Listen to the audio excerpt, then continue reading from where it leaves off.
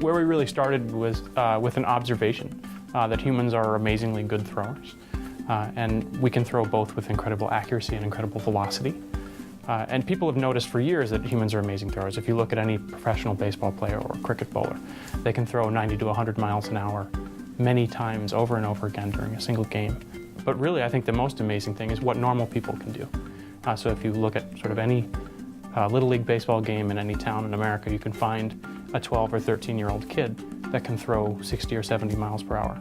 And that, to me, is really remarkable performance. That ability comes into better focus when you consider what chimpanzees, who are our closest living relatives, can do in terms of throwing performance. Chimpanzees are really athletic. They're very strong. They can lift hundreds of pounds. They can run essentially right up a tree, but adult males can only throw about 20 miles per hour, which is about a third of as fast as a 12 or 13-year-old boy. Why is it and how is it that humans are so good at throwing? When did that occur? It must have occurred sometime during our evolution that we became really good at throwing. And probably, arguably most important, why?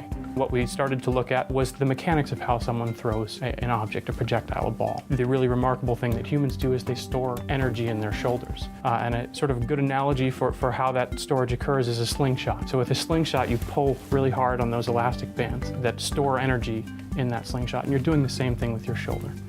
When you're actually throwing, you're rotating your shoulder back, right? And you're essentially stretching the elastic bands that are your tendons and your ligaments in your shoulder. And those store energy. And then just like a slingshot, when you release that slingshot, that elastic energy is returned and it allows you to really accelerate an object such as a rock forward. And that's the same thing that's happening with our arm. And we studied that in some collegiate baseball players who we had in our lab, and we stuck reflective markers on their arms and their torsos.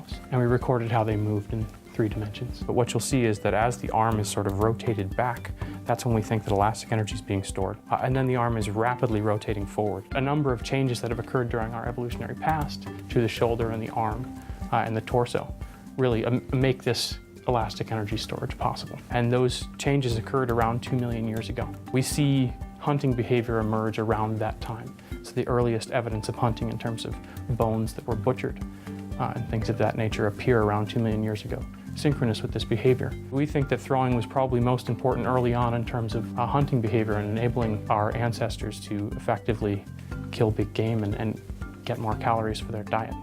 And why is that important? Why does hunting matter? Hunting probably matters because more calories in your diet means you can build bigger bodies and bigger brains and have more babies.